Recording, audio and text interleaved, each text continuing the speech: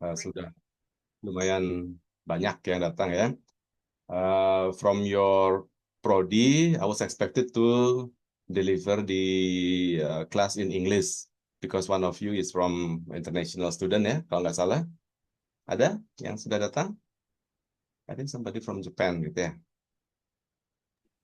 Eh, Prof. Yamamoto kebetulan lagi sakit, Pak Rucika, Oh gitu. jadi tidak hadir ya. Oh hari ini tidak ada. Oke. Kalau Ya. begitu hari ini kita bahasa Indonesia dulu ya. Jadi bahasa Indonesia saja supaya teman-teman dapat esensi perkuliahannya ya. Oke, very good. Jadi saya akan perkenalkan diri saya sebentar gitu. Cuman interesting to see gitu ya teman-teman semua dari background yang berbeda-beda gitu. Saya lihat ada yang dari desa wisata, kemudian sekolah beberapa. Global Jet Express ini harusnya adalah mungkin kurir gitu ya.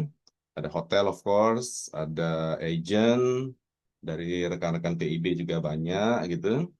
Kemudian ada destinasi wisata, ada airlines, ada dinas pariwisata, ada sekolah kembali dan lain sebagainya ya. Jadi saya pribadi excited untuk deliver perkuliahan ini, pengelolaan properti dan brand management ya. Jadi yang akan kita lakukan melanjutkan cerita dari dosen sebelumnya dan sesuai request dari Prodi tentunya yang lebih diharapkan adalah diskusi ya teman-teman sekalian ya. Jadi lebih ke arah expertise teman-teman sekalian kita diskusikan supaya di samping menambah ilmu di bidang kita, termasuk saya sendiri juga bisa mendapatkan insight yang lebih dari pengetahuan teman-teman di bidang masing-masingnya. Baik, sebelum kita mulai, kalau saya boleh request ya, di setiap perkuliahan online, supaya saling menyemangati, mohon yang tidak ada masalah dengan sinyal untuk menghidupkan kamera. Ya, saya rasa di Prodi juga memang requestnya seperti itu. Jadi kalau tidak ada masalah, silahkan dibuka kameranya. Kemudian yang kedua, saya minta tolong namanya diganti dengan panggilan gitu ya. Jadi saya request di kelas gitu ya. Di luar bapak-bapak ada yang sudah jadi GM, jadi pemilik properti dan lain sebagainya. Saya izin untuk panggil nama biasa gitu ya untuk kesamaan dan kesetaraan. Jadi yang fresh graduate, yang sudah senior juga kita panggil nama. Kan kayaknya juga nggak ada yang lebih tua dari saya gitu ya. Jadi biar lebih akrab kita panggil nama saja ya. Gitu ya. Tuh. Dan nanti dalam perkuliahan bisa interupsi kapan saja gitu ya. Jadi kalau teman-teman berpikir akan menambahkan sesuatu, tidak usah menunggu sampai ada pertanyaan gitu, nggak perlu gitu ya. Jadi anytime bisa interupsi, bisa raise hand kalau di online nanti supaya lebih lancar ya. Oke, saya izin langsung untuk sharing screen ya untuk menghemat waktu karena kita cuma 2 jam, jadi mudah-mudahan waktunya bisa lebih banyak untuk diskusi nanti ya. Oke, sebentar. Zoom.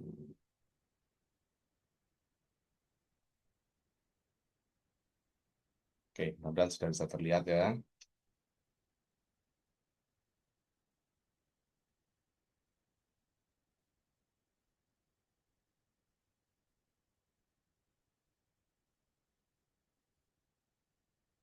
Oke, ini agak lemot.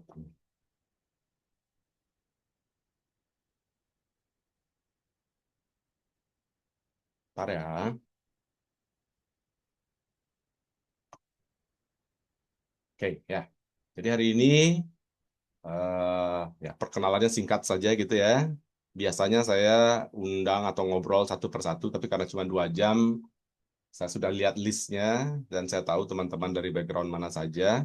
Mudah-mudahan nanti contoh dan diskusi bisa sesuai dengan minat dan interest dari teman-teman sekalian ya. Jadi silahkan nanti kita berdiskusi ya. Kemudian setelah ini kita langsung ke topik ya. Konten kita hari ini adalah planning. Gitu. Jadi setelah teman-teman mempelajari jenis-jenis akomodasi secara legal, secara hukum di minggu-minggu sebelumnya. Hari ini kita membicarakan kalau memplanning, membuka, merebrand suatu properti seperti apa sih, gitu. Apa yang perlu diperhatikan ya. Nah, jadi kalau di background teman-teman, properti itu kan nggak mesti harus hotel gitu ya. Jadi bisa sekolah, bisa building agent, destinasi, dan lain sebagainya. Nah, nanti di situ kita diskusi ya.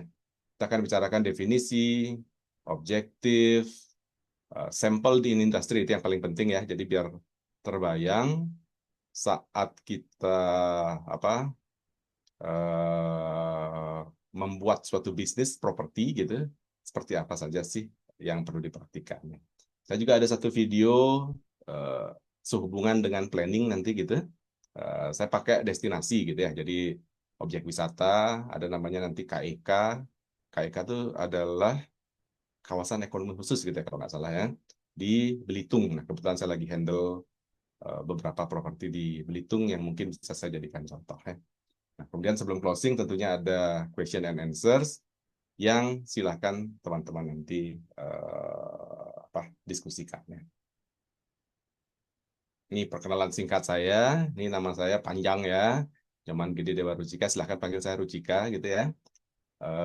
APAR itu saya tamatan pariwisata zaman dulu namanya APAR, ahli pariwisata. Kalau sekarang kan STR PAR ya teman-teman ya. Kemudian MM saya di keuangan. CHE adalah apa Certified Hospitality Educator, sebenarnya ini bukan title juga, dan doktor saya di destinasi pariwisata ya, jadi eh, memang ruang lingkupnya pariwisata gitu ya. Kemudian saat ini di luar bisnis saya mengajar kayak begini, team teaching di PIB of course, di Poltekpar, di Unpar di Bandung untuk MBA-nya, dan juga di doktorat di IPBI. Jadi semuanya ini bukan sebagai dosen tetap gitu ya. Saya adalah orang industri yang mengajar begitu kira-kira ya. Nah, sehari-hari ini setelah pensiun di dunia perhotelan ya, jadi saya terakhir adalah GM peralihan dari Grand Nico menjadi Hilton yang di Nusa Dua ya. Nah, setelah itu sekarang saya terlibat di Dharma Wangsa Group sebagai Managing Director. Mungkin teman-teman yang basicnya Jakarta mungkin tahu Dharma Wangsa Hotel gitu ya, itu salah satu propertinya. Nah, di Belitung juga kita handle Sheraton Belitung, Biliton, dan beberapa hotel kecil lainnya. Artri Hospitality, nah ini bisnis pribadi saya handle beberapa properti di Bali ya, kecil-kecil ini gitu. Dan juga sebagai managing partner di namanya Jamiku Karya Kreasi, ini menghandle BUMN biasanya. Jadi saya konsultan di kereta api wisata gitu BUMN, kemudian juga Pantai Pandawa gitu kalau di Bali gitu ya, dan beberapa properti lainnya. Gitu. Jadi poin saya adalah di samping kita berkenalan, jadi teman-teman juga saya mohon maklum dari awal karena background saya industri, mungkin teknik pengajarannya jadi agak tidak terlalu akademis gitu ya, tapi saya akan berusaha juga menyeimbangkan antara contoh praktik di lapangan dengan unsur akademis ya. Nah, apa sih yang kita pelajari? Nah, mungkin sudah sempat diomongkan sebelumnya, tapi dimulai dari hari ini ke depan, learning outcome-nya lebih ke konsep dan prinsip dasar. Jadi saat kita menyatakan suatu tujuan, konsep dan prinsip dasarnya apa gitu ya. Merencanakan dan melaksanakan gitu ya. Jadi planning dan doing. Jadi di 4 minggu atau 7 minggu sebelum UTS, kami lebih ke arah pengelolaan properti dulu gitu ya. Setelah UTS baru dilanjutkan dengan dosen lain yang sehubungan brand. Berhubungan sih dia gitu, cuman lebih ke arah sini. Kemudian kita bicarakan aspek pemasaran, penjualan, dan lain sebagainya. Nanti silahkan dibaca lebih lanjutnya.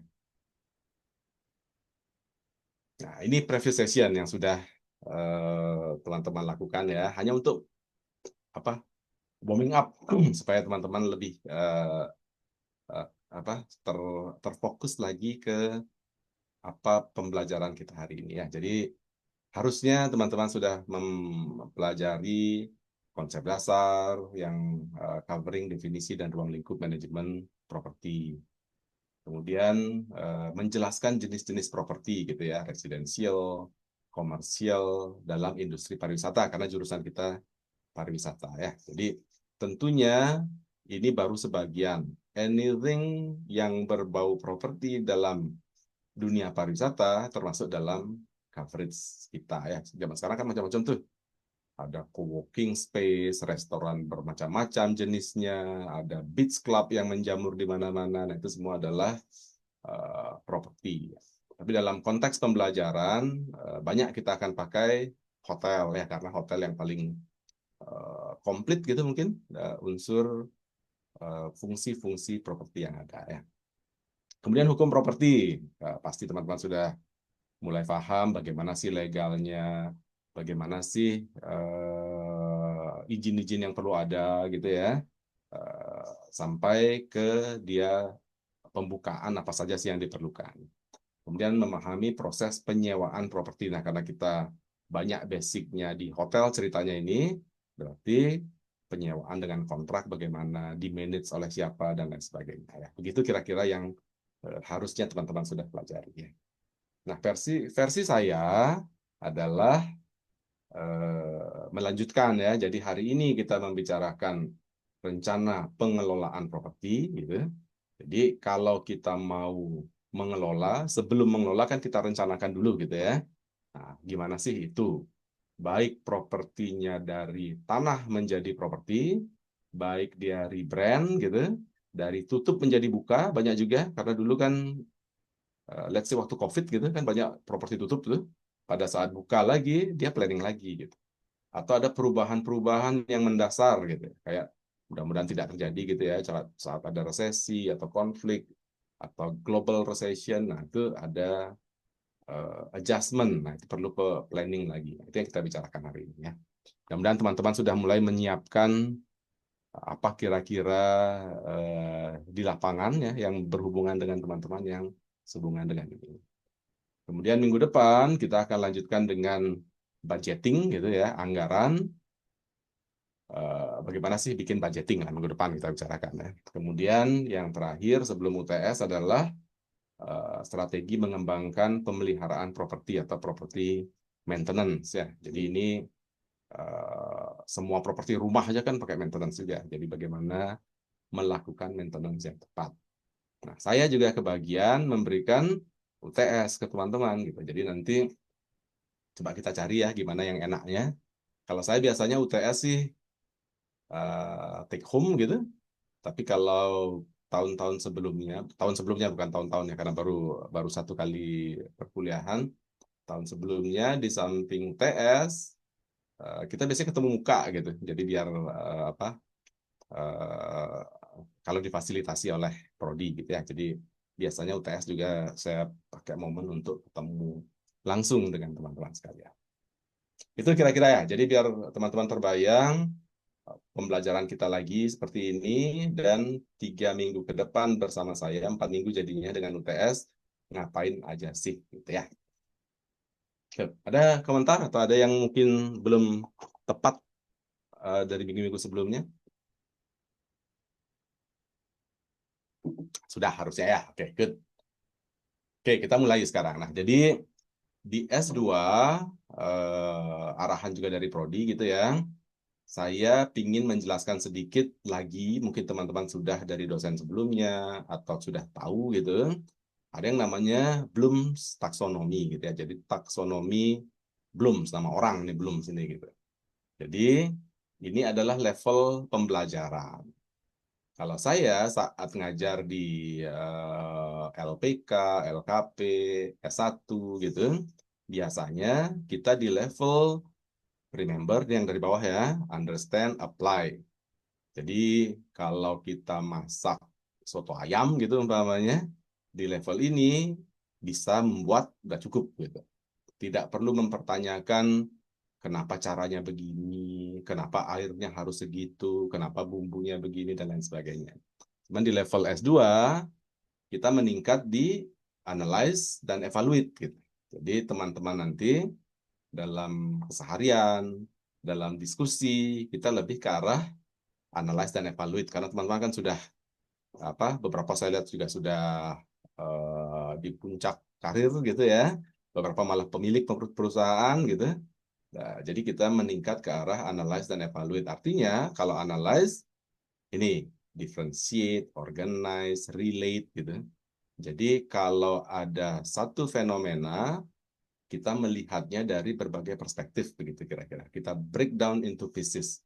Jadi kalau sekarang ngomongin global recession, kita ngomongin kenapa terjadi, apa penyebabnya, apa dampaknya, bagaimana corrective measures begitu kira-kira ya. Kemudian kita juga akan berbicara evaluate. Evaluate itu justify a stand or decision. Jadi kalau ada sesuatu pembanding gitu, kita bisa melihat bagus tidaknya gitu. Kita bisa melihat kekurangan dan kelebihan. Kita bisa melihat pembanding dari sisi yang berbeda-beda. Jadi perspektif selalu berbeda-beda gitu ya. Mungkin kalau di S1, teman-teman kan lebih ke eh, masuk ke individual judgment gitu ya dari disiplin ilmu. Nah, di S2, S3 nantinya, S2 khususnya sekarang ya, lebih ke arah sudah makin dalam melihat fenomena gitu ya. Jadi kalau ngomongin budgeting gitu, kalau mungkin di S1 kan semua udah dapat budgeting nih. Tapi budgeting versi S2 ini bagaimana apa menerapkan budgetnya itu, bagaimana menganalisis data-data angka-angkanya gitu. Jadi tidak lagi budgeting yang membikin gitu. Nah, itu bedanya di situ ya. Nah, create juga masuk di sini, tapi lebih nanti di S3 itu yang namanya novelty kan di situ ya. Jadi di situ. Nah, jadi poin saya adalah di perkuliahan kita nanti nggak akan ada lagi yang sebutkan definisi dari ini gitu ya, atau teorinya Kotler mengenai ini apa, itu sudah nggak akan saya sentuh lagi. Tapi teman-teman lah yang mencari sendiri harusnya kalau ada yang berhubungan dengan teori silahkan diulik sendiri gitu ya kira-kira. Nah, itu belum taksonomi. Kalau ada komentar silahkan ya, jadi biar sama persepsinya. Oke, kita lanjut ya. Nah, apa itu tourism planning? Tourism property planning, maaf ya. Jadi property planning di dunia pariwisata ya, objektifnya gitu adalah untuk maximizing revenues, enhancing guest satisfaction, efficiencies, long-term sustainability. Jadi kalau teman-teman tidak memplanning dengan baik suatu properti dan tiba-tiba buka gitu, jadi kemungkinannya akan mungkin revenue-nya nggak maksimal gitu. Mungkin satisfaction guest-nya nggak gitu. Dan lain sebagainya. Begitu kira-kira ya. Jadi kita tahu persis apa yang akan kita buka sehingga apa dapat nanti gitu ya. Jadi bukan asal mengcopy dengan orang lain gitu ya. Kan sering terjadi begitu tuh. Zaman-zaman orang buka spa gitu umpamanya. Wow, setiap sudut orang buka spa tanpa melihat apa sih kelebihan, kekurangan dan lain sebagainya. Tanpa di planning dengan baik, hanya berkompetisi mencari momentum. Nah, di pelajaran ini itu kurang baik, begitulah kira-kira ya. Sebaiknya mempunyai planning yang jelas, itu nanti yang kita diskusikan. Sekarang juga di setiap pinggir pantai ada beach club gitu umpamanya. Nah, itu seharusnya ada property planning yang lebih baik. Nah, itu yang kita bicarakan nanti ya.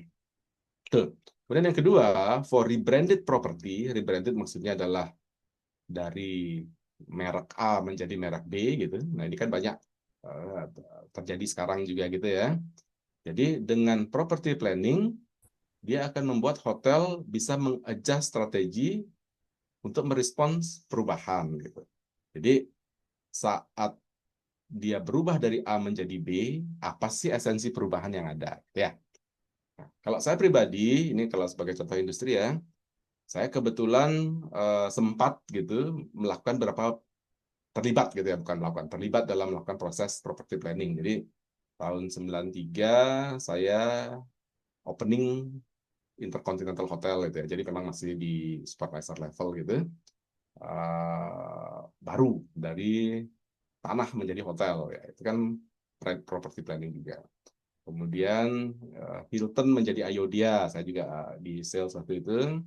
Kemudian yang terakhir saya mengkonvert Grand Nico menjadi Hilton gitu ya. Jadi itu juga rebrand termasuk property planning. Dan saat ini juga seperti saya ungkapkan tadi melakukan beberapa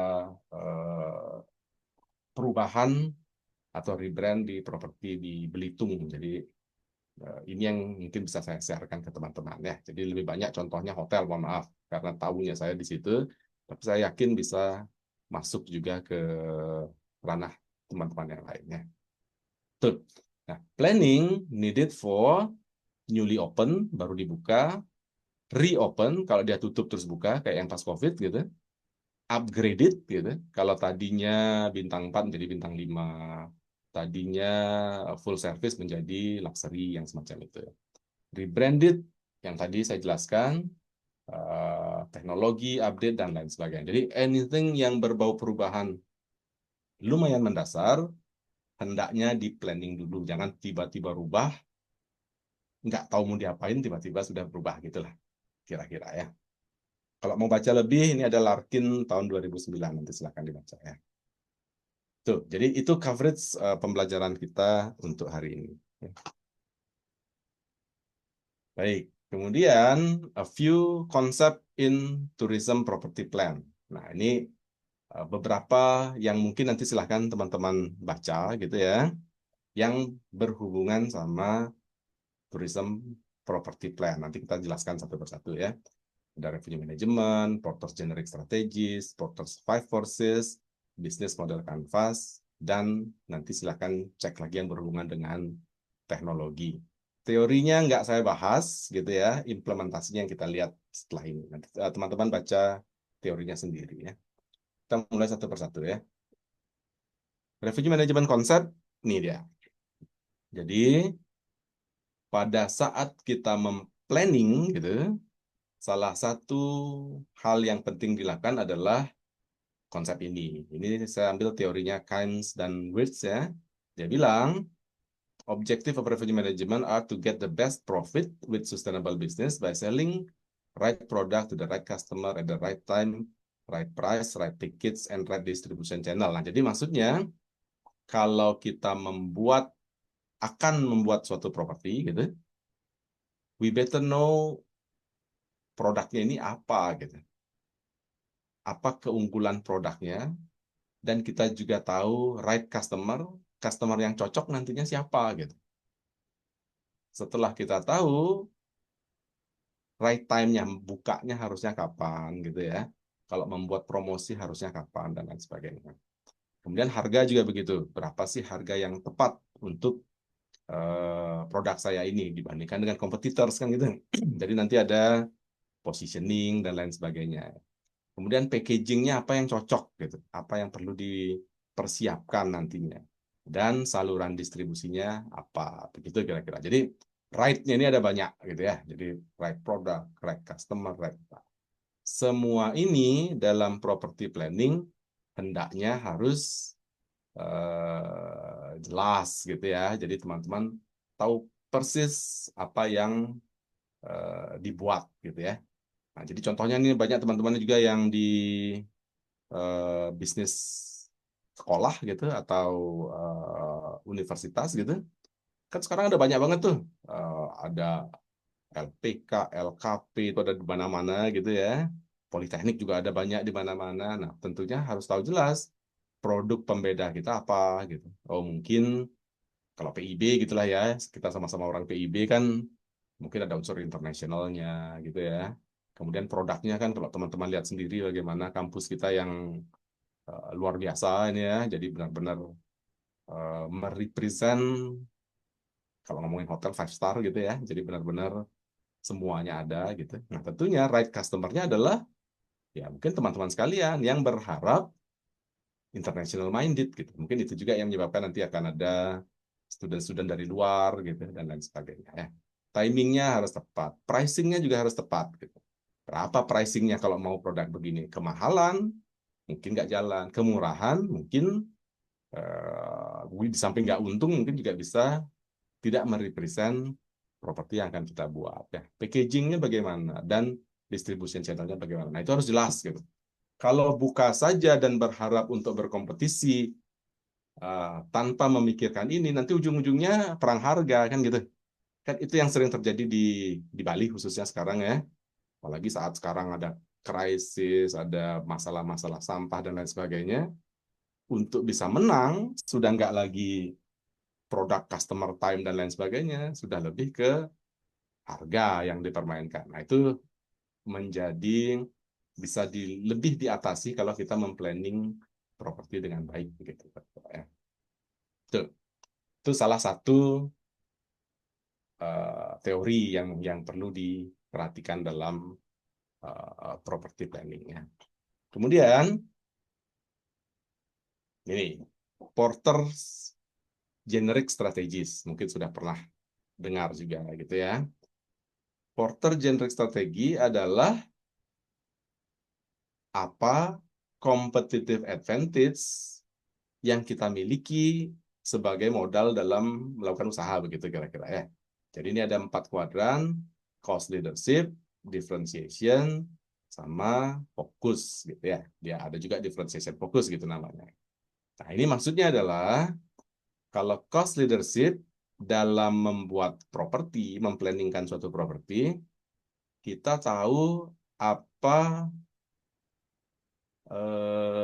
kelebihan properti kita dari sisi cost gitu. Contoh, sama-sama bikin coffee shop gitu ya. Tapi orang-orang pada nyewa, kita punya sendiri gitu umpamanya gitu ya. Jadi udah pasti kita bisa lebih menekan, biarpun sebenarnya kan sama saja, tapi cost-nya kan jadi beda gitu karena kita punya sendiri, orang-orang lain gitu. Atau orang-orang harus rekrut pegawai, kita bisa rumahan dikerjakan sendiri karena bisa sambil ngerjain yang lain. Itu cost leadership gitu ya. Kemudian bisa juga mungkin teman-teman ini masih kalau ngomongin kopi gitu ya, mungkin teman-teman punya kebun kopi gitu umpamanya yang menyebabkan bisa produksi kopi dengan baik. Nah, itu adalah cost leadership. Kalau sudah punya salah satu unsur itu, menurut si Porters ini adalah uh, sudah mempunyai planning yang baik gitu ya, salah satunya begitu ya. Tuh. Kemudian ada namanya differentiation. Sekarang contohnya yang dicari gitu. Kalau umpamanya teman-teman punya bikin destinasi gitu ya, saya lihat ada dari Nuanu gitu, kan berbeda tuh. Oh, pembedanya adalah karena I don't know ya, mungkin di tengah punya punya spesifik USP, unique selling point. Tapi kalau saya lihat kan mungkin a very good spot of apa Instagramable atau apa dan lain sebagainya kan gitu ya, atau nice atmosphere in the evening umpamanya gitu. Nah, itulah differentiation-nya gitu. Jadi apa bedanya produk kita dengan orang lain, pembeda yang bagus tentunya gitu ya. Jadi jangan pembeda yang buruk gitu ya. Pembeda bagus kita apa yang kira-kira bisa membuat eh, apa eh, startup, kita bisa start up among competitors gitulah kira-kira maksudnya gitu. Jadi kalau kita hotel di Nusa Dua, berjejer tuh dari utara sampai selatan, bedanya kita apa gitu. Pembeda ini bisa dari produk, bisa dari service, bisa juga reputation gitu ya. Makanya kan banyak orang memakai brand yang teman-teman juga akan pelajari nanti di akhir perkuliahan ya. Jadi itulah pembeda-pembeda yang apa? Yang perlu kita punya gitu untuk melakukan competitive advantage-nya. Tuh, jadi tadi ada cost, ada differentiation. Nah, sekarang ada juga fokus.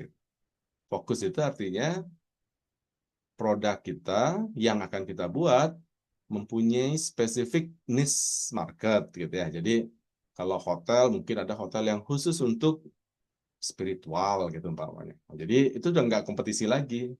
Orang kalau mau spiritual baru dia nongol situ gitu ya. Atau yang benar-benar eco-friendly umpama gitu, yang benar-benar apa-apanya eco gitu. Atau hotel yang khusus ditujukan untuk senior citizen umpamanya yang tua-tua sehingga nggak ada tangga yang naik-naik jauh gitu, atau nggak ada eh, bisa kesandung apa segala macam gitu, atau khusus untuk family, atau khusus untuk honeymoon.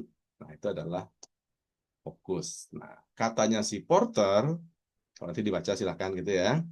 Very good to have all gitu, ketiga-tiganya, tapi punya dua dari tiga saja sudah sangat bagus gitu kira-kira ya. Jadi entah cost dan differentiation, atau cost dengan fokus, dua itu sudah cocok menjadi syarat untuk berkompetisi gitu kira-kira ya. Jadi kalau teman-teman nggak punya, menurut Porter sih jangan buka gitu. Jadi kalau kita mau buka properti, kok nggak bisa dapet ini? Apa sih kira-kira kelebihan cost yang nggak ada, kelebihan differentiation juga kagak ada, fokus ke market juga nggak ada. Nah, berarti eh, pikirkanlah lagi gitu. Karena itu mungkin saja tidak tepat guna gitu kira-kira. Biarpun saat sekarang ini lagi apa? Lagi tren gitu. Nah, ini contohnya beberapa saya lihat, eh, kalau Beach Club mungkin belum sampai di titik mature gitu ya. Tapi ada beberapa destinasi objek wisata yang mengcopy kesuksesan di sebelah gitu, yang tidak terlalu sukses gitu. Contoh di Tabanan gitu kan ada beberapa tempat ngopi itu yang di pinggir sawah dan lain sebagainya. Apa yang ramai banget tuh? Nyeduh nyeduh kopi gitu kalau nggak salah ya. Itu sebelahnya ada banyak yang bikin, belum tentu sukses juga gitu. Jadi kadang-kadang orang melihat kesuksesan orang dan pingin mengcopy, tapi nggak punya genre strategis gitu. Jadi hanya mengcopy, mengharap lebih bagus, tapi tanpa jelas strategi akan bahaya gitu. Jadi kurang bagus bagi masa depan. Gitu.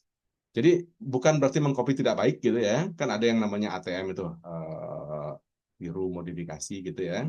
Tapi tentunya saat meniru dan memodifikasi, teman-teman hendaknya lebih punya sesuatu gitu. Jadi entah cost-nya lebih baik, entah differentiation lebih bagus, atau fokus itu kira-kira ya. Dan juga contoh yang lainnya, kalau teman-teman bikin sekolah gitu, ya tentunya apa pembedanya sekarang? Apakah saya sekolah yang khusus untuk international branded? Apakah saya khusus untuk kapal pesiar? Kalau kapal pesiar udah banyak gitu ya. Apakah khusus untuk eh, bintang 5? Jadi apa, kontennya hanya bintang 5? Boleh juga. Tuh, sampai situ ada komentar atau ada yang mau memberikan contoh yang mungkin baik bagi teman-teman.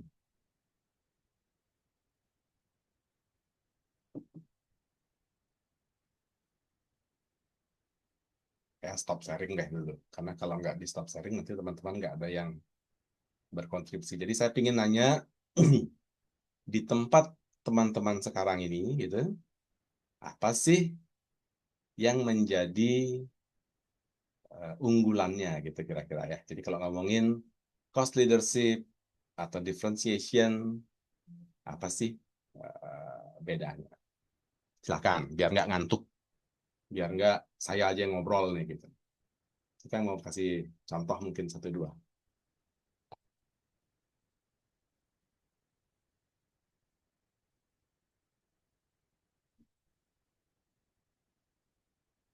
Kan nggak perlu ditunjuk-tunjuk dong ya. Volunteer dong, silahkan.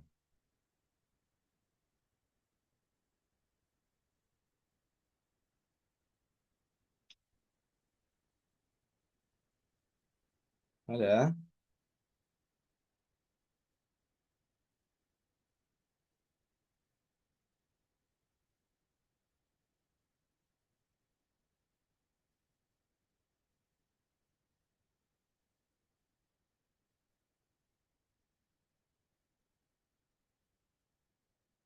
Ya, kalau gitu ditunjuk deh satu biar semangat gitu ya.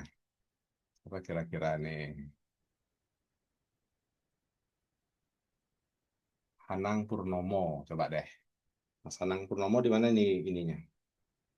Di mana Selamat bidangnya? siang, Bapak. Oke, silakan. Oke, Eh, Kebetulan kami di bidang MICE, Bapak. Memang tidak oke. tidak secara langsung memiliki properti, cuman kami sering berhubungan dengan properti terutama hotel, venue, Ya, karena memang bisnisnya membutuhkan venue dalam penyelenggaraan event, Bapak. oke. Organizer Luvisa gitu ya, dan Mahri Fayatra, benar ya? Iya, betul, Bapak. Nah, apa tuh? Apa itu kalau cost leadership, differentiation, atau fokus, apa keunggulannya MICE organizer-nya Mas Anang? Silakan. Sebagai contoh. Sebagai contoh, baik. Specialty, Pak, ya. Kami memfokuskan diri di penyelenggaraan event corporate, Pak, Oke, yang arahnya nanti kita mau ke sustainability event, Bapak. oke, very good ya. Apa pembedanya Mas dengan organizer yang lain? Oke. Pembedanya dengan mungkin organizer lain,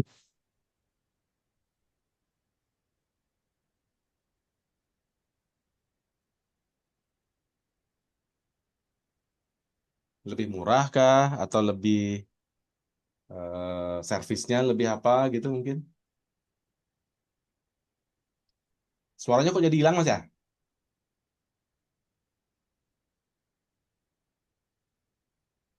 Ya, suaranya Mas Anang kayaknya apa? Hilang suaranya. halo, Ya, Bapak, sekarang halo. kedengaran ya. Sekarang Ya, kedengaran ya. Silakan, silakan. siap. Kami berprinsip, jadi kalau di usaha kami, prinsipnya begini, Pak. Kalau kita itu dalam bersaing, kita harus lebih cepat, atau Ya, lebih murah, atau lebih baik, gitu, Pak. baik.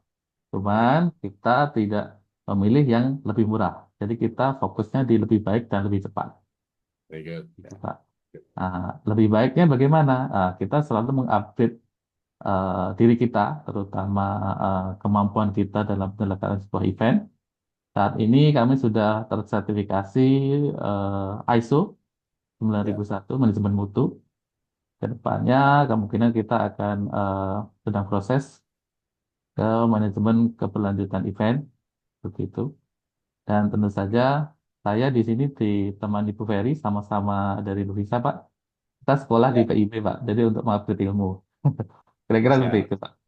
Very good, Terima very good. kasih, Ya, itu Pak. contoh yang sangat bagus ya. Jadi mungkin ini nggak relate ke properti langsung gitu ya, tapi dalam memplanningkan bisnis, kira-kira ini Mas Hanang, Bu Ferry ya, Feryani yang tadi juga ya, itu sudah memikirkan yang namanya organizer versi saya adalah yang sustainability dan lain sebagainya.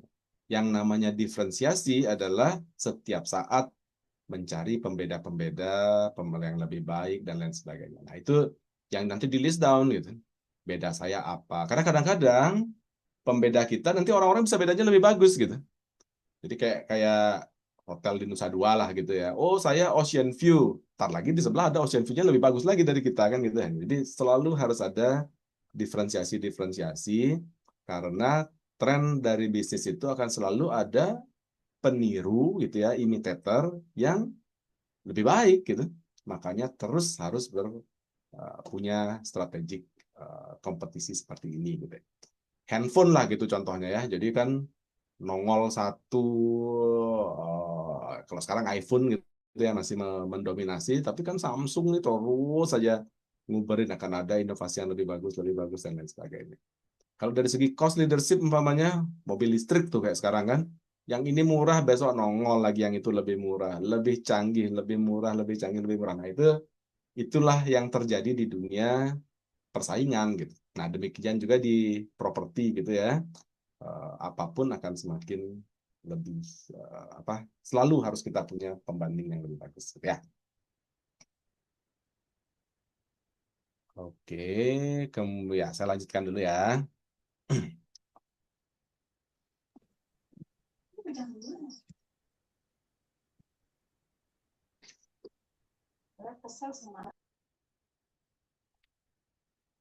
Tadi sampai nih ya. Oke, nah begitu kira-kira ya. Tadi sudah kita ungkapkan revenue management seperti apa, Porter's generic strategi juga seperti apa ya. Nah, Porters juga ada 5 forces gitu. Jadi teman-teman dalam memplanningkan suatu properti bisnis gitu, harus dari awal sudah memikirkan juga kemungkinan tekanan yang ada gitu ya. Dari mana sih kemungkinan akan ada masalah yang timbul, begitulah kira-kira gitu. Yang namanya, katanya si Porters, namanya ini 5 forces. Dari atas ya, ada threat, ancaman dari new entrance. Kalau kita bikin hotel di satu tempat, jangan-jangan nanti menjamur hotel sehingga kita susah berkompetisi, begitulah kira-kira gitu ya. Jadi kita harus siap-siap gitu. Kalau kita sukses, mungkin nggak akan ada orang gampang buat di sebelah-sebelah lagi, gitulah kira-kira gitu ya. Nah, jadi itu harus dipikirin lebih awal, karena dari banyak contoh gitu ya, kalau sukses dibuat dan gampang ditiru gitu, new entrance itu akan ada banyak banget gitu. Jadi kalau teman-teman umpamanya sukses ini membuat restoran cepat saji di mana gitu, di Teku Umar atau di salah satu kota gitu. Kalau kelihatan sukses, bentar aja atau dalam beberapa hari, orang akan banyak yang ikut nyoba gitu. Nah, jadi kemungkinan itu katanya si Porters harus kita planningkan dari awal gitu ya. Jadi jangan sampai kita tergiling oleh orang yang mempunyai modal lebih besar, lebih bagus, networking lebih besar. Kalau ada kemungkinan itu, seharusnya kita memiliki pembeda yang nggak bisa ditiru, gitulah kira-kira ya. Nah, jadi kalau dalam contoh besarnya kan, contohnya kayak Gojek gitu ya, Gojek atau Grab gitu ya. Itu kan sukses besar dalam disrupsi bisnis yang susah dikopi gitu.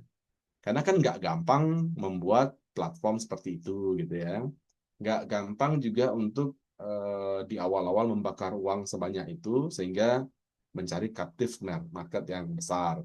Jadi kalau kalau itu gampang kan udah pasti ada banyak, ada Gojek kan gitu ya. Jadi kan sekarang ini masih Gojek, Grab dan lain sebagainya. Nah, itu yang harus dipikirkan juga dalam membentuk bisnis. Gampang nggak ada new entrance gitu ya.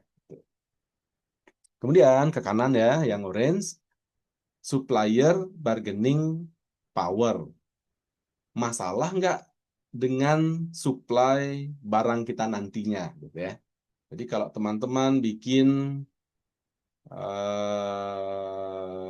restoran es duren umpama gitu ya, di mana nanti jangan-jangan nggak ada orang jual duren nanti kalau pas ini gitu. Jadi sudah kita pikirkan apakah ke depan supply kita itu aman sehingga kita nggak dikerjain sama supplier gitu. Saya pernah sebagai task force gitu ya saya di Hilton waktu itu, saya task force di Maldives. Nah, Maldives itu supply-nya sulit luar biasa karena dia kan cuma island yang nggak ada orangnya. Mungkin teman-teman yang sudah pernah ke sana gitu ya. Atau yang sekarang inilah di Belitung gitu. Belitung itu very soft island gitu ya, nggak ada orang, jalannya gede-gede, tapi sepi gitu.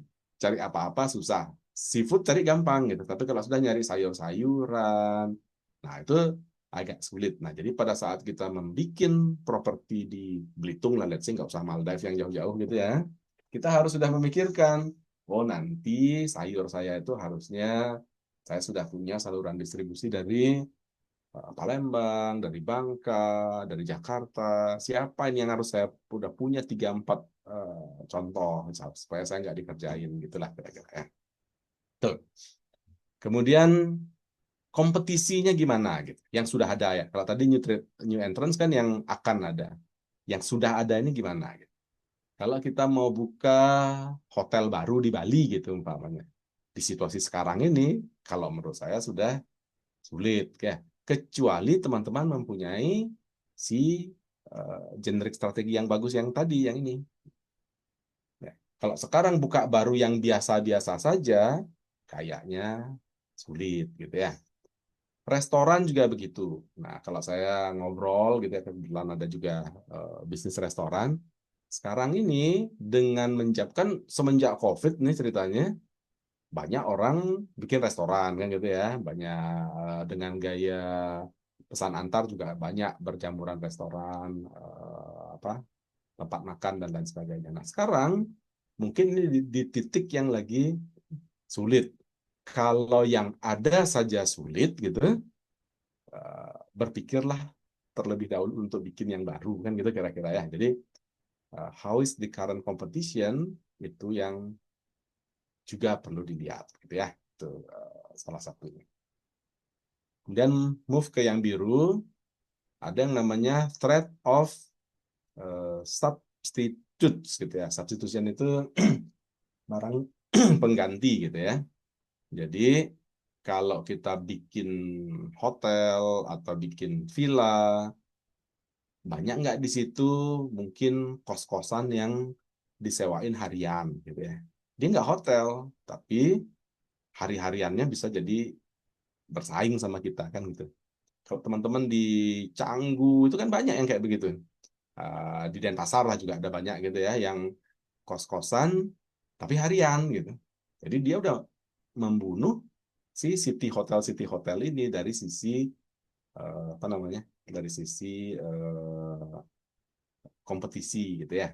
Kalau hotel kan mereka harus menyiapkan benar-benar infrastruktur, bayar pajak, apa segala macam. Si kos-kosannya enggak gitu. Jadi dia mungkin very simple service gitu, sekalian ada yang jaga kos, nggak bayar pajak, tentunya pasti bisa bersaing lebih masif gitu ya. Jadi akan banyak hotel-hotel yang kalah nanti bersaing gitu. Kalau sekarang di Bali ini kan di sekitar Dewi Sri itu, di Dewi Sri-nya sendiri ada banyak gitu. Di kitanya yang masuk-masuk gitu ada banyak kos-kosan yang jadi hotel. Nah, itu sering menjadi masalah ya. Tuh. Nah, yang terakhir yang abu-abu adalah customer bargaining power. Apakah jenis customer kita itu bisa neken kita dengan tinggi gitu ya. Jadi, Pak nih kalau ngomongin eh, hotel yang di airport gitu umpamanya. Nah, itu kan banyak dari airlines ya dapatnya. Seberapa sih kebutuhan airline itu terhadap kita? Kalau dia hanya ada satu dua airlines, kemungkinan kita ditekan oleh mereka itu adalah tinggi gitu ya. Nah, jadi customer bargaining power itu maksudnya dalam konteks bisnis normal, seberapa sih kita tergantung dengan satu dua customer gitu ya. Kalau teman-teman yang di hotel atau yang di travel agent gitu mempunyai market yang lebih sporadik gitu, tentunya customer bargaining power-nya akan lebih kecil gitu ya. Tapi kalau bisnisnya cuma ngandelin satu aja gitu, contoh nih, saya travel agent, saya cuma handle agent mana dari Australia umpama gitu ya. Saya cuma handle flight center.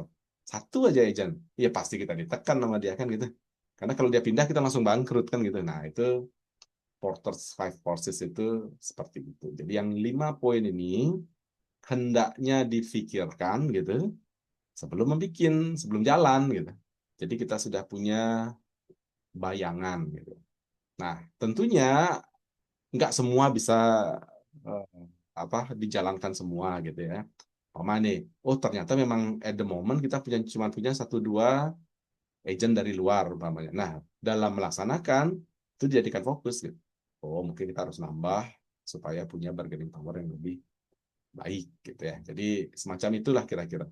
Tidak apa jangan juga terpaku harus semua ini ada gitu ya. Karena terkadang satu atau dua faktor menjadi masalah bisa dijalankan sambil jalan. Nanti silakan dibaca. Begitu teorinya. Ada komentar sampai sini? Belum ya? Oke, good. Saya lanjut. Nah, ini yang terakhir ini ya. Jadi ada namanya bisnis model kanvas gitu ya. Bisnis model kanvas ini adalah nanti teorinya dibaca ya. Tapi intinya teman-teman tahu kanvas gitu ya. Kanvas itu kan kayak orang melukis gitu. Jadi sebelum membuka bisnis, teman-teman harus terbayang dalam satu kanvas apa-apa saja hal-hal penting yang harus kita miliki. Nah, jadi kalau menurut teori, poin-poin inilah yang teman-teman harus terbayang sebelum membuka sebuah bisnis, gitu ya. Nah, kalau ngomongin properti, tentunya kan kalau kayak sebelum membuka hotel, sebelum membuka restoran, atau objek wisata, kita sudah harus ngebayangin poin-poin ini ya. Saya dari bawah ya, dari revenue stream. Yang kanan bawah, revenue stream adalah kira-kira dapat duitnya dari mana gitu lah, kira-kira gitu ya. Jadi kalau kita hotel, oh, udah kebayang lah, oh dari rooms bisa, dari kalau nanti kita buka restoran ada breakfastnya. Tapi apalagi gitu, itu istilahnya ancillary revenues gitu ya. Kalau hotel mungkin bisa dikembangkan ke, kalau di Kuta, Legian, Canggu, mungkin bisa ada penyewaan motor gitu umpamanya. Atau bisa ada pijat gitu umpamanya. Atau ada kursus tari, kursus surfing, dan lain sebagainya. Nah, itu yang harus dipikirin dari awal supaya kebayang bisa dapat duit dari mana aja. Bikin coffee shop umpamanya, oh jualan kopi, tapi saya juga jualan dessert gitu. Atau depannya mungkin saya taruh karena daerah pariwisata ada tourist information gitu. Ya, yang semacam-semacam itu gitu ya. Yang simpel lagi buka toko, saya jualan baju, tapi depannya mungkin saya taruh jualan pulsa gitu, Mbak. Atau malam-malamnya pas saya tutup sewain sama dagang martabak umpama gitu ya. Nah, jadi that kind of things sudah terbayang dari awal apa yang bisa menjadi revenue di satu tempat saya itu. Tuh. Nah, yang kiri cost structure adalah untuk mendapatkan revenue itu kita udah kebayang cost yang dikeluarkan itu apa-apa saja gitu. Supaya nggak kaget gitu maksudnya. Ternyata untuk buka penyewaan motor ternyata harus punya ini. Nah, itu cost-nya harus kebayang gitu ya. Jadi kalau hotel pada umumnya tentunya staffing, kita harus tahu listrik itu berapa sih sekitaran bayar gitu ya. Air, gas, dan lain sebagainya gitu. Kalau kita nyewain motor, kita tahu entah kita yang punya motornya atau kita kerjasama dengan siapa, cost-nya berapa. Pijat, terapisnya bagaimana. Eh, Punya coffee shop, baristanya bagaimana, mesin kopinya bagaimana. Nah, itu adalah cost structure yang akan dikeluarkan dalam membuat bisnis. Ya. Kemudian yang kiri atas, key partners. Nah, ini dalam kita membuka suatu properti, siapa saja yang bisa jadi partners gitu. Jadi apakah keuangannya perlu dari bank gitu, atau kalau kita travel agent gitu umpamanya, mungkin saya punya partneran dengan perusahaan transport mungkin, atau dengan eh, guide gitu umpamanya, ada kind of things gitu ya. Kalau Gojek sebagai contoh kan semuanya dia itu partner kan gitu, jadi tidak ada yang punya dia sendiri ya. Jadi motornya juga motor orang, drivernya juga bukan pegawai dia kan gitu. Kemudian dia bikin platform GoFood, restorannya juga bukan punya dia gitu. Nah, itu adalah semuanya partners gitu. Beda dengan yang konvensional kayak Bluebird gitu atau Golden Bird kan mobilnya punya dia semua. Supirnya juga supir dia semua. Sekarang agak berubah sih saya dengar gitu ya, tapi konsep bisnisnya kan berbeda tuh. Nah, di bisnis model Canvas ini kita sudah bayangin yang begini-begini gitu. Yang partner kita itu bagaimana, siapa, dan lain sebagainya gitu ya. Jadi kalau mau buka restoran, apakah yang punya tanah kita aja berpartner dan lain sebagainya. Tuh. Nah, key activities apa saja yang kita lakukan yang spesifik gitu. Kalau tadi Hanang mengungkapkan, oh saya adalah MICE organizer, berarti key activities saya tuh ngapain aja gitu. Di MICE itu huruf mana saja yang saya kerjain gitu. Apakah mengendal meeting, insentif, convention, exhibition, wedding, spesifiknya apa gitu. Semuanya boleh, itu key activity seperti semuanya. Tapi we better know setiap aktivitas harus punya resources kan gitu. Jadi sudahkah kita punya, biar nggak pinginnya bikin macam-macam, tapi nggak punya orang gitu ya. Jadi harus spesifik juga key activitiesnya. Jangan sampai macam-macam diobrolin tapi ternyata nggak bisa dijalanin gitu ya. Nah, key resources ini mensupport key activities gitu ya. Jadi kalau teman-teman bikin ya saya contohkan Hanang lagi gitu ya, bikin wedding organizer umpamanya. Wedding organizer of course harus punya wedding planner yang punya ini kan gitu. Kemudian mungkin harus punya saya nggak tahu kalau ngejalanin sendiri semua hiasan mungkin punya decoration dan lain sebagainya. Kalau tidak mungkin harus punya partners yang baik dengan hotel, dengan wedding venue dan lain sebagainya. Nah, itu harus kepikiran dengan jelas. Jangan sampai mau bikin MICE organizer, udah bikin dulu baru bingung nyari-nyariin kemana-mana gitu ya. Nah, itu yang apa hendaknya dihindari. Ya. Tuh. Nah, berikutnya sebelah kanannya adalah yang tengah ya, yang warna biru muda, value proposition yang ini. Oh, mudah-mudahan kursor saya kelihatan. Value proposition adalah nilai yang kita berikan ke customer. Jadi ini semacam yang tadi itu, semacam apa sih kelebihan, kekurangan, apa kelebihan differentiation gitu ya, atau cost leadership yang kita berikan ke customer gitu. Jadi apa customer maunya apa gitu, kita sudah siapkan dengan nilai yang kita propose ke mereka. Jadi kalau kita ngomongin kembali hotel gitu, berarti hotel yang ambience-nya bagaimana ini gitu, yang sesuai dengan customer. Saya contohkan begini ya, sebuah hotel dengan view ocean di tingkat 15, high rise building gitu ya. Dia akan menjadi value proposition kalau market kita itu honeymoon gitu. Kalau market kita itu apa orang-orang yang menghargai itu gitulah kira-kira gitu ya. Tapi dia tidak akan menjadi value proposition kalau marketnya adalah family yang bawa anak kecil yang takut ngejungkling karena dia di lantai atas gitu. Nah, jadi value proposition itu harus benar-benar sesuai dengan pasar yang kita harapkan gitu ya. Terus contoh kedua ngomongin teknologi gitu.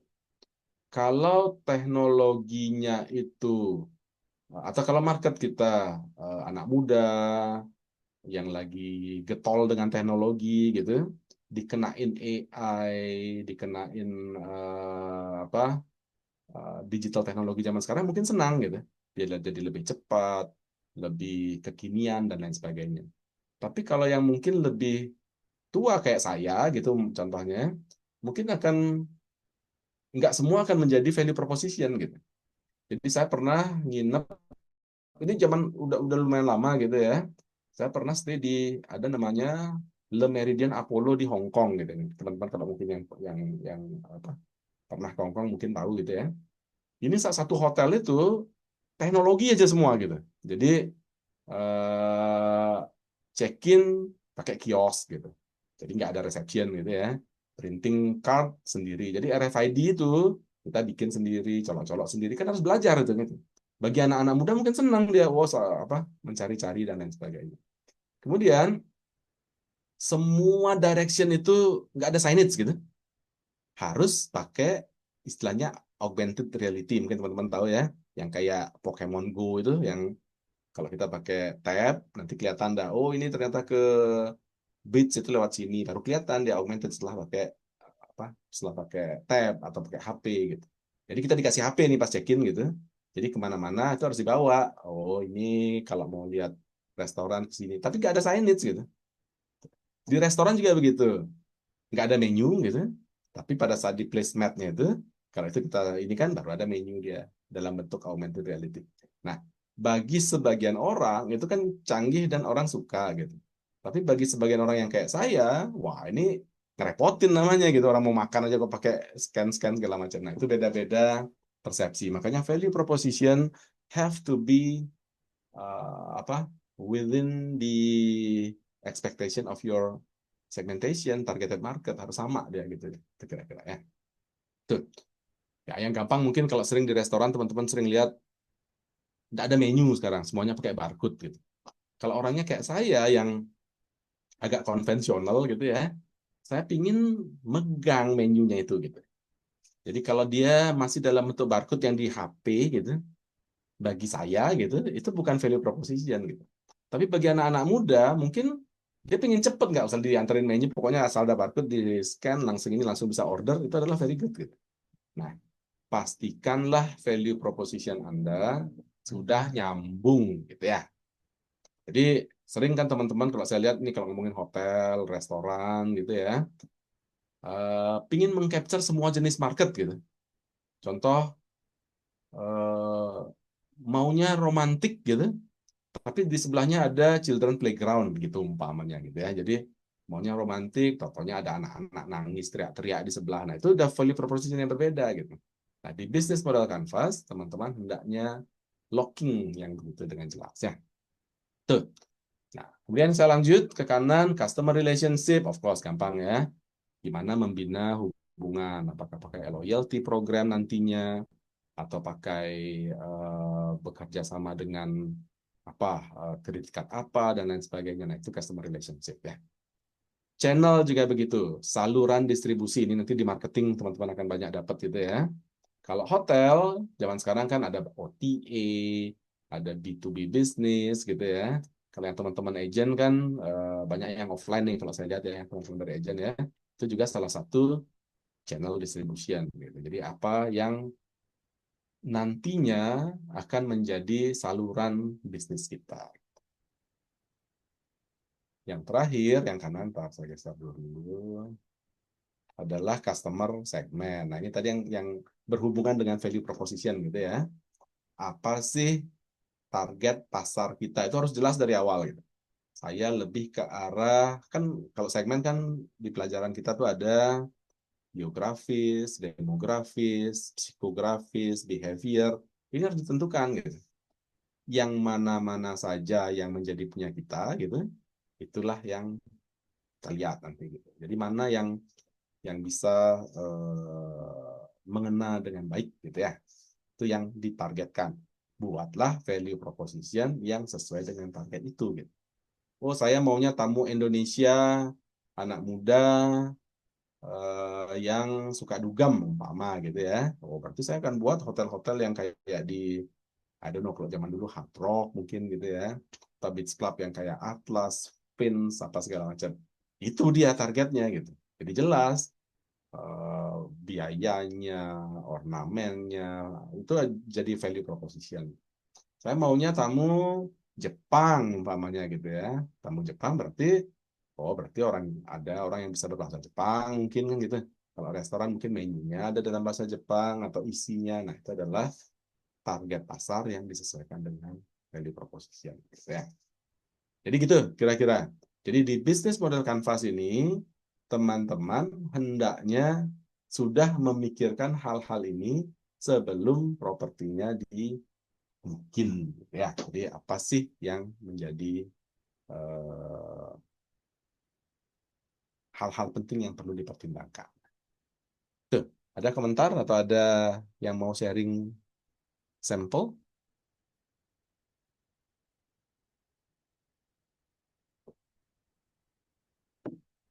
Ya, saya lanjut dulu ya. Nanti di akhir, kalau belum ada pertanyaan, nanti saya minta teman-teman untuk sharing experience sedikit ya. Nah, proses of planning ada namanya critical path gitu ya, legal requirement, pre-opening marketing analysis, dan general project management. Nah, jadi ini adalah teori-teori ya. Beginilah seharusnya kita merencanakan sebuah properti. Apa? Ada dokumen-dokumen atau ada aturan-aturan supaya bukanya itu lebih lancar gitulah kira-kira. Saya contohkan saja ya. Ada namanya critical path. Critical path method adalah project management teknik yang kelihatan kalau kita mau buka bulan Agustus, let's say gitu. Sekarang sampai Agustus harus ngapain aja gitu. kapan ngerekrut karyawan, kapan beli barang, kapan selesai harus bangunannya, kapan izin-izin itu harus ada, dan lain sebagainya gitu. Kalau tidak bikin critical path, takutnya kecepatan atau kelambatan nyarinya gitu. Contoh, kalau kita mau buka bulan Agustus gitu. Kalau sekali bulan Maret sekarang kita sudah rekrut semua karyawan, oh berarti kita bayar gaji karyawan kita terlalu banyak kan gitu.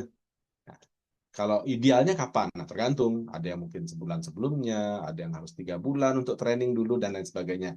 Taruhlah di critical path gitu. Jadi ada perencanaan kapan gitu.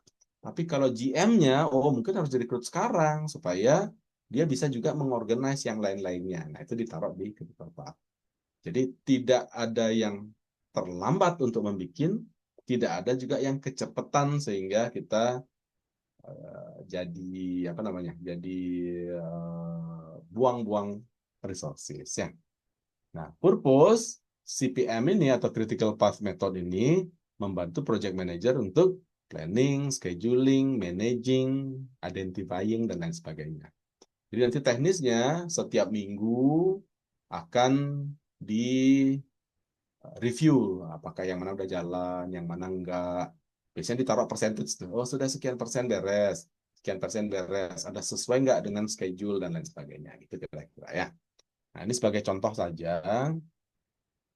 Ini salah satu contoh ketika yang sedang saya lakukan ya. Jadi eh, yang kiri itu task itu adalah beberapa poin yang akan dilakukan. Sebagai contoh ya, all requirement for legal and administration. All requirement itu adalah semuanya. Nanti akan ada dokumen pembantu yang lain yang bilang sudah nggak ada izin prinsip, sudah nggak ada PBG SLF yang dulu namanya INB itu, sudah nggak ada NPWP karena sekarang OTE harus pakai itu dan lain sebagainya dan lain sebagainya. Itu dalam dokumen yang berbeda gitu.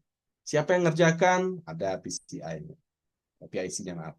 Nah, ini yang item-item ini adalah kapan dia harus beres. Oh, berarti di Mei minggu keempat harus habis semua itu gitu. Di dokumen pembantu jelas ini akan selesai tanggal segini, ini akan selesai tanggal segini. Tapi kalau saya sebagai project manager, saya akan lihat, pokoknya asal belum Mei, ini udah beres semua gitu. Jadi kalau sekarang anggap April minggu ketiga, harusnya sudah 50% jadi, begitulah kira-kira ya. Nah, itu yang dilakukan. Ini di setiap departemen akan mempunyai program yang berbeda-beda ya. Nah, ini dari legalnya itu. Nah, ini karena hotelnya Hotel Marriott, Marriott ada program juga dia, ada trainingnya, ada apa segala macam. Kita siapkan dia waktu. Ini akan ada spesifik nanti.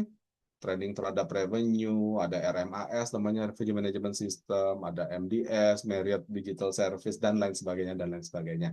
Itu panjang. Ada itu. Siapa yang ikut training, dan lain sebagainya. Itu ada pembantu beda. Kita sebagai project manager mengkontrol critical path hanya meyakinkan ini sudah ada yang ngerjain gitu lah kira-kira. Dan kapan harus sudah jadi gitu.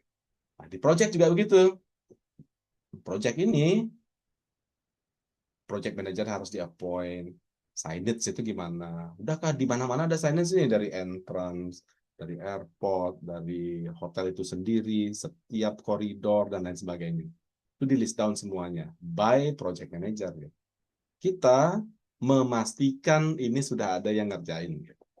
Facility upgrade, kamarnya mau digedein, nambah restoran, nambah wedding, itu ada di separate format gitu ya. Nah, jadi nanti dia yang akan ada yang ngerjain gitu. Kan ini kontraktor deh. Kalau di sana saya pakai Tata gitu ya. Jadi dia yang akan bikin. Oh, ngomongin upgrade itu wedding chapel-nya sudah sekian persen gitu ya. Nanti tinggal ininya ditambahkan. Jadi dalam 2 minggu akan jadi ini apa segala macam. Gitu ya. Tuh. Dan handover inventory ini karena rebrand dari manajemen sebelumnya ke manajemen baru. Jadi nanti teman-teman yang di akuntansi ya, balance sheet-nya itu harus dari nol gitulah kira-kira. Ulang deh dari nol. Tuh. Di marketing juga begitu. Sudahkah bikin register di OTE yang baru? Udah nggak bikin website, bikin sosial media, apa segala macam. Itu di list down kapannya, nih dia yang hitam-hitam. Ya, selling offline juga begitu. Udah ada invite agent, new contract, marketing plan, dan lain sebagainya. Nah, ini ada panjangnya, di bawah itu masih ada panjang nih.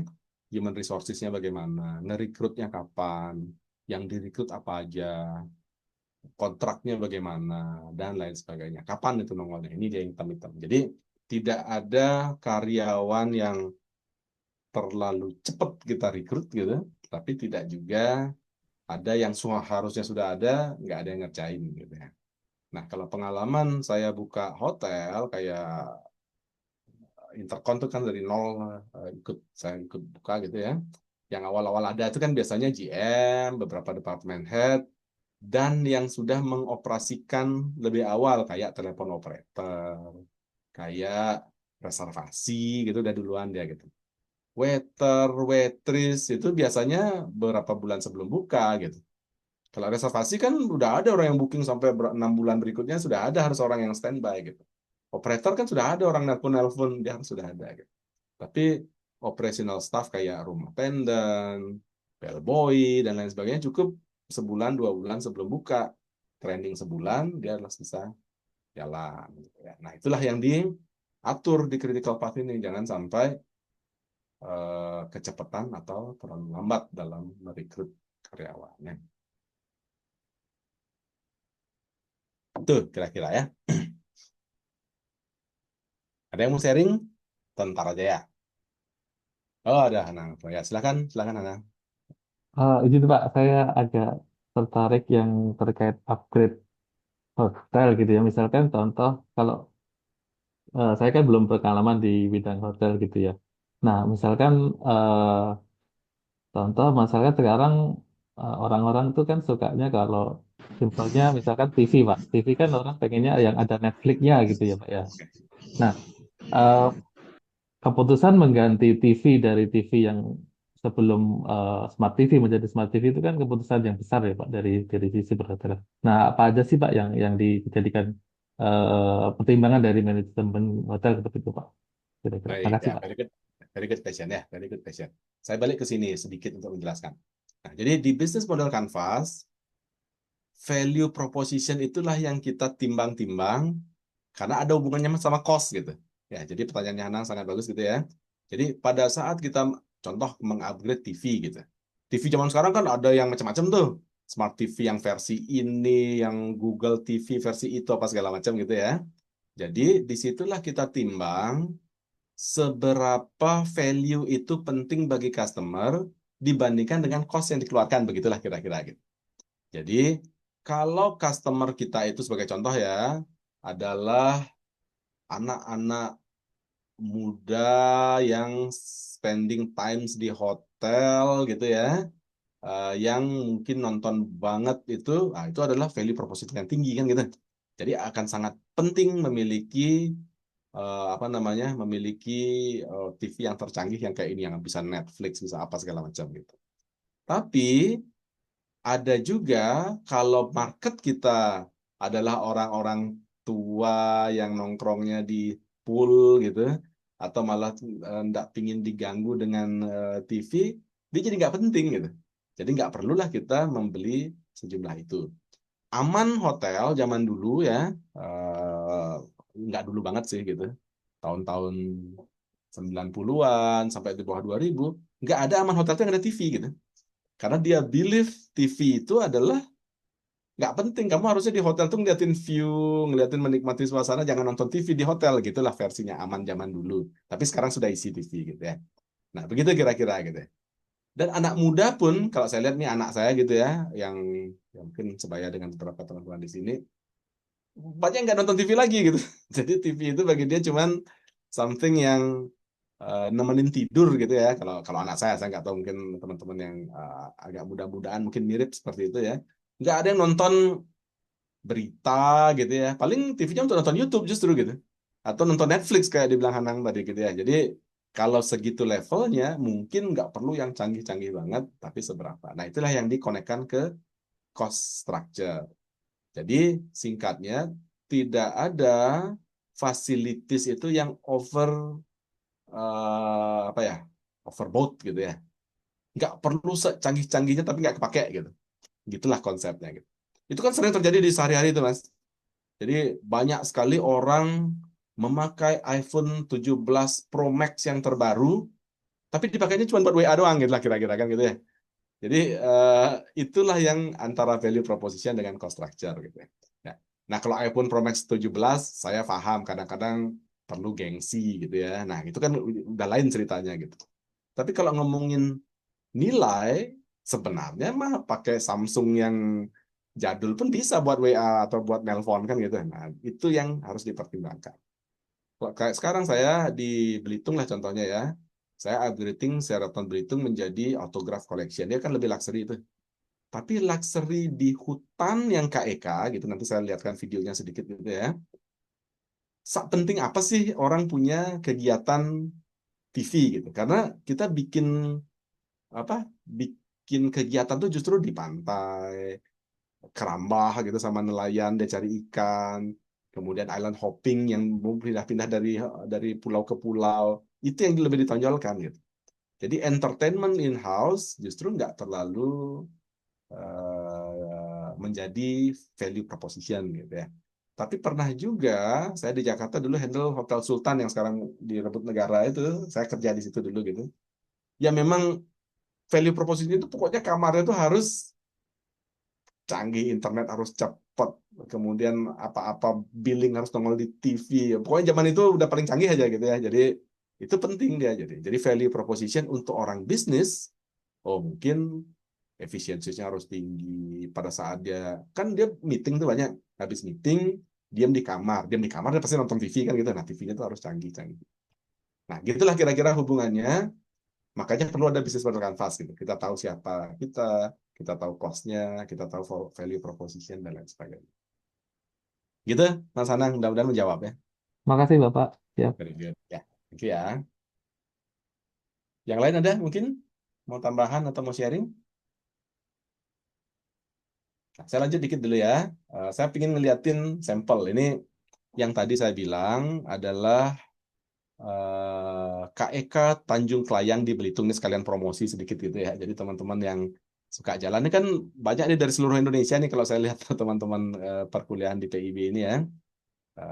Saya juga ingin ngeliatin salah satu destinasi yang dibuat di Indonesia kan Belitung itu salah satu destinasi yang juga ada international airport. Nah, KEK-nya itu kebetulan saya yang bantu handle sekarang gitu ya. Saya bukakan video nanti. Nah, tapi teman-teman silakan nanti dilihat gitu ya. Dan mungkin dikonekkan dengan property planning yang kita pelajari gitu. Jadi kira-kira kalau begitu barangnya gitu dengan pengetahuan teori yang tadi seperti apa sih kira-kira pelaksanaannya gitu ya. Jadi mungkin nanti bisa didiskus setelah ini. Saya izin sharing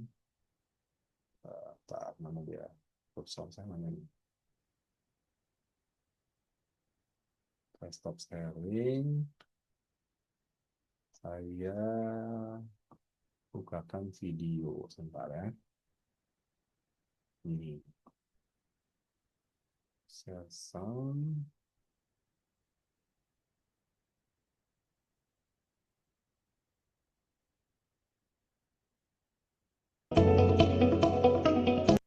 Apa suaranya kedengeran ya?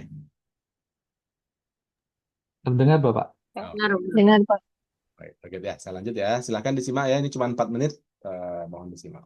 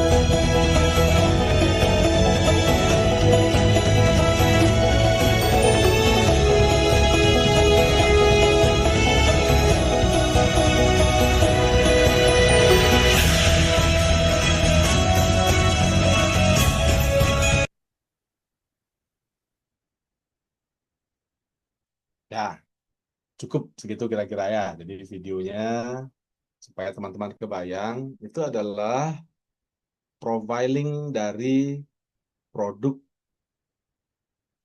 yang ada gitu ya. Nah, jadi kalau dari pelajaran tadi, kalau dari konsep revenue management, produknya kayak begitu, kita akan planningkan cocoknya customer-nya siapa gitu ya. Cocoknya bikin hotel yang kayak apa. Nah, makanya ada yang si Sheraton Belitung dan lain sebagainya. Jadi dari 324 hektar itu, baru 3-4 hotel yang ada. Nah, masih banyak yang bisa dibikin. Tapi yang dibikin harus sesuai dengan produk Tanjung Kelayang yang berbau hutan, konservasi, dan lain sebagainya. Begitu kira-kira konsepnya. Customer yang cocok yang bagaimana? Oh, mungkin yang suka sama lingkungan, eco, banyak Eropa, dan lain sebagainya. Gitu ya.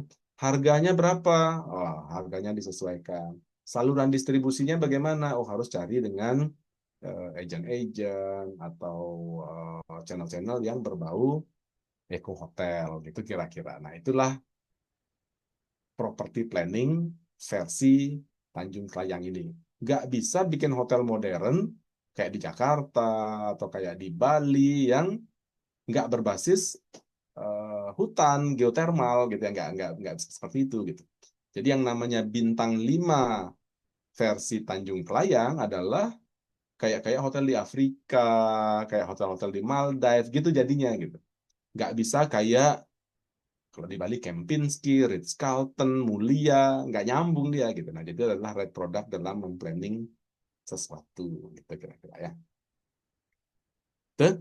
Pak Rojik ya, saya ingin Ya, bertanya. silakan. Saya tertarik Pak dengan konsep pengembangan KEK. Bapak di Tanjung Kelayang, saya di Pulau Morotai Pak untuk pengembangan KEK-nya. Oh, Ya, karena salah satu kawasan strategi pariwisata nasional kan Morotai Pak. Nah, ya. kita punya kemiripan dalam pengembangan destinasi. Banyak sekali infrastruktur yang dibangun, hotel dan resort bintang 5 yang sudah ada di sana. Ternyata dalam perencanaan pengembangan infrastruktur terkait dengan segala aspek yang direncanakan, ternyata sudah jauh lebih kompleks Pak sekarang. Karena sebagus apapun perencanaan kita dari sisi finansial, infrastrukturnya, marketingnya, tetapi ternyata supporting dari aksesibilitas pemerintah juga kadang-kadang membuat perencanaan kita jadi berantakan, Pak. Ya. Ini menjadi salah satu kasus KIK tidak semuanya berhasil di Indonesia, Pak. Gitu. Ini adalah suatu tawaran menarik dari pemerintah, tapi ternyata dalam eksekusinya tidak sejalan dengan apa yang diinginkan bersama antara investor sama pemerintah. Nah, ini harus bisa diperjelaskan lagi, Pak. Jadi tidak sesederhana itu kalau kita hanya berfokus kepada perencanaan kita secara internal, sementara ya apa yang disupport dari eksternal itu juga menjadi pertimbangan, Pak. Demikian, mungkin ada penjelasannya. Very good ya Pak Kris ya. Ya, jadi kalau saya lihat ini kan di Maluku Thank you, Pak. Utara ya, Maluku Utara ya Mas Kris ya. Ya, benar Pak. Ya, di Betul. apa? Kebetulan juga di bidang di dinas pariwisatanya berarti Mas Kris ya. Iya benar. Sorry Pak, saya lagi off cam, lagi meeting di Jakarta soalnya. No Thank you, problem, Pak. no problem. Ya, very good question and very good concern gitu ya. Jadi sangat benar sekali dalam perencanaan pengembangan, perencanaan pembangunan properti gitu ya, akan ada unsur controllable dan unsur uncontrollable gitu kira-kira ya. Jadi apa yang di tangan kita, apa yang di tangan luar gitu ya. Salah satunya yang sangat penting adalah pemerintah kayak yang Mas Kus bilang tadi itu ya. Jadi saya juga believe semua itu hanya akan terjadi kalau semua stakeholder itu berjalan bergandengan bersama gitu ya. Nah, jadi kayak di Belitung contohnya, memang masalah yang paling pertama itu kan ada flight gitu ya. Jadi bagaimana bikin flight ke destinasi gitu ya dan lain sebagainya. Itu kadang-kadang di luar kontrol kita gitu. Nah, dalam pembelajaran ini gitu, dalam pembelajaran di kelas ini, kita banyak membicarakan yang unsur controllable saja dulu gitu. Jadi yang kita bicarakan adalah yang di tangan-tangan kita dulu gitu. Tapi saya sangat setuju dengan Mas Green. Ini tidak menjamin akan berjalan dengan baik gitulah kira-kira gitu ya. Karena ada unsur banyak di luar kita. Nah, nanti kalau teman-teman pingin lihat teorinya, kan ada yang namanya PESTEL gitu ya, politik, ekonomi, situation dan lain sebagainya. Itu adalah unsur uncontrollable-nya kita gitu. Of course kita bisa menginfluence gitu. Menginfluence itu maksudnya dari asosiasi gitu, kita push pemerintah untuk ngapain gitu ya. Kemudian dari kita sendiri juga mungkin bisa mengencourage contoh ini kalau Mas di Maluku Utara mungkin bagaimana supaya dia jadi destinasi unggulan dan lain sebagainya. Tapi itu di luar tangan kita gitu. Membuat flight terbang itu adalah pure business minded gitu ya. Dan kalau ngomongin carrier lokal kayak Garuda, Citylink, itu kan benar-benar government yang punya BUMN lah yang punya kuasa kan gitu ya. Jadi kita tidak punya kuasa. Nah, dalam konteks ini di pembelajaran kita ini kita masuk di ranah yang di tangan kita aja dulu gitu. Yang di tangan kita itu kan kayak propertinya seperti apa, kita nyarinya kemana, kan kita yang punya tangan tuh. Tapi pemerintah, saya sangat setuju. Kalau bandara aja nggak dibikin bagus gitu umpamanya, ya gimana mau pintar-pintarnya kita jualan, ya pasti nggak datang juga tamunya, orang bandaranya nggak bagus kan gitu. Atau flight nggak ada masuk, ya nggak bisa juga gitu. Sangat tepat gitu. Jadi dalam konteks ini, kita masih di porsi yang di tangan kita gitu. Apa saja sih yang bisa kita sumbangsihkan terhadap property planning atau destination planning gitu. Yang tentunya mau kita jungkir balik pun kalau nggak ada support yang bagus, saya sangat setuju nggak akan bisa berjalan dengan baik gitu ya. Nah, dalam konteks ini makanya penting di luar yang di tangan kita gitu ya, ada juga upaya-upaya mendorong hal ini berjalan dengan baik, mungkin lewat asosiasi, mungkin lewat I don't know DPR mungkin gitu ya. Kan wakil rakyat itu kan gitu ya. Jadi hal-hal semacam itu mungkin perlu untuk mendorong. Nah, di setiap daerah saya kurang paham nih, terus terang ya, saya kurang paham gitu ya. Tapi di beberapa yang saya tahu kayak Bali, Jakarta, sekarang Belitung gitu, sangat itu sangat terjadi gitu. Jadi yang dibilang Mas Kris tadi itu ya sangat sangat terjadi. Kalau enggak, saya kasih contoh lah, Labuan Bajo gitu umpamanya, atau Raja Ampat gitu ya. Kalau nggak dijadiin destinasi unggulan, mungkin tidak akan sesukses itu kan gitu. Beda dengan Bali. Bali kan sejarahnya udah panjang nih. Gitu. Tapi destinasi unggulan di Indonesia, menurut saya, kalau tidak disupport dengan baik gitu oleh infrastruktur dan stakeholder gitu ya, mau kita bikin property planning seapapun gitu, tidak akan bisa berjalan dengan baik gitu. Nah, tapi dalam konteks pembelajaran kita ini, property planning dan brand management, kita masih membicarakan di scope yang controllable aja dulu gitu. Yang di tangan kita apa saja sih gitu. Mudah-mudahan dari pemerintahnya kayak yang dibilang Mas Kris tadi mendukung kan gitu, jadi bersambutlah dia gitu. Tapi jangan sampai destinasi kita itu sudah disupport oleh pemerintah, flight sudah datang, kitanya nggak memplanningkan dengan baik, jadi kan bisa kemakan sama orang lain kita kan gitu. Nah, jadi di sini masih dalam skop mikro kali gitu ya. Jadi kalau makronya kan yang punyanya pemerintah, dunia, situasi global kan gitu ya. Tapi mikronya adalah gimana kita membuat properti kita ini pada saat opportunity ada, kita bisa bersaing dengan baik. Begitu kira-kira Mas Kris. Pak Mudah-mudahan Redi, menjawab ya Mas. ya Pak Rika, saya ingin konsultasi pasca ini ya, kuliah ya. Thank you Pak. Oh pasti. Nanti kita ketemuan. Jadi saya Ketemuan di pinginnya. mana Pak? Kenapa? Ketemuan di mana? Nah, nanti kapan-kapan kita cari waktu, kan kadang-kadang pas kelulusan atau misalnya kan ada kuliah offline ya, kalau nggak salah ya. Oh siap. Oke. Nah, nanti kita cari waktu ya. Siap. Thank you Pak. Sama yang lain juga, bukan cuma Mas Kris saja. Ada lagi Siap. yang lain mau berkomentar?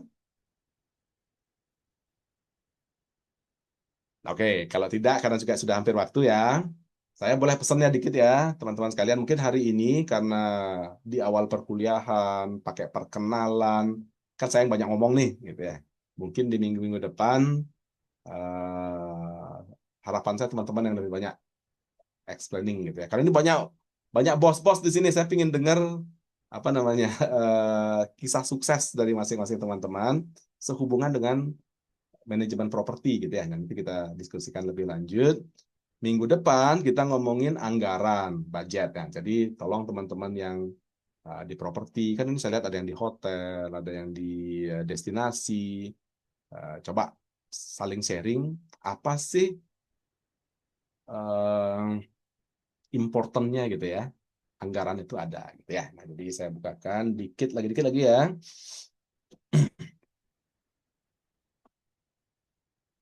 Jadi yang akan kita lakukan minggu depan adalah Ini yang tadi ya. Nah, kalau minggu depan, maaf. Ini yang tadi. Ya, jadi kalau saya tutup dulu ya. Hari ini kita belajar kenapa perlu planning gitu ya.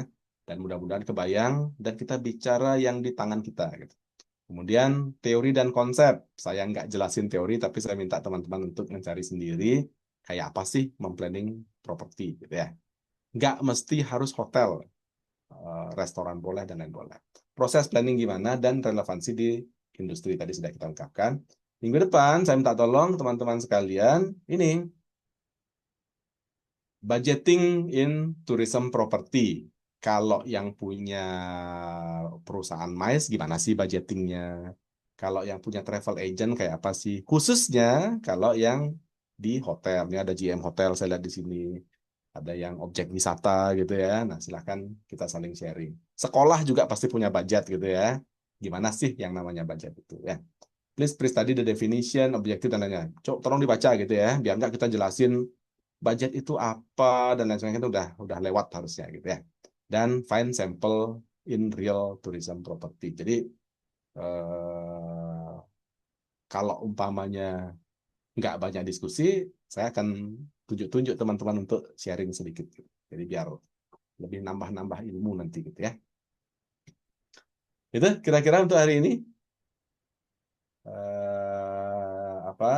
Mudah-mudahan minggu depan bisa lebih partisipatif gitu ya dari apa yang ada, yang tujuannya adalah supaya teman-teman sekalian mendapatkan insight yang lebih gitu ya. Kan pinginnya kuliah kan bukan cuma mau cari ijazah, ijazah mah ya lulus lah nanti kan gitu ya, mudah-mudahan gitu ya. Tapi kan jangan dong lulusnya lulus bawa kertas, kan lulusnya harus menambah insight. Apalagi kebetulan saya sukanya kan di sini sangat beragam gitu. Jadi tidak ada yang bodoh kalau beragam gitu, karena semua punya kesaktian yang berbeda-beda kan gitu ya. Jadi akan sangat menarik kalau teman-teman sharing expertise-nya juga di sini supaya semua mendapatkan tambahan insight dalam berkuliah ya. Mungkin itu dulu karena sudah waktu juga ya. Jadi saya terima kasih sekali lagi dan mohon partisipasi lebihnya minggu depan di kuliah yang sama ya. Baik, terima kasih. Salam sehat selalu. Terima kasih, Pak. Terima kasih, Pak. Terima kasih, Terima kasih, Pak. Pak. Terima Thank kasih, you, Pak. Pak. Baik, Siang. assalamualaikum. Berakhir ya.